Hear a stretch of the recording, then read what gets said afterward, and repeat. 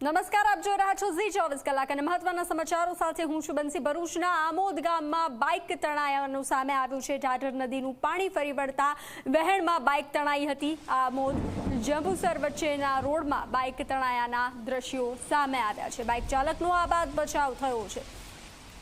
પાણીના ધસમસતા પ્રવાહમાં બાઇક ચાલક તણાયાનું સામે આવ્યું છે। બાઇક ચાલકનો આબાદ બચાવ થયો છે। આ દ્રશ્યો છે ભરૂચના આમોદ ગામના, જ્યાં બાઇક તણાઈ હોવાનું સામે આવ્યું છે। ઢાઢર નદીનું પાણી ફરી વળ્યું છે અને તેમાં બાઇક તણાયું છે।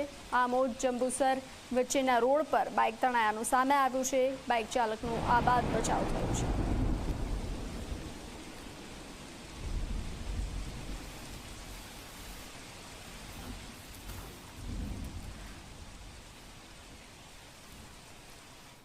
મોરબી કચ્છ હાઈવે પર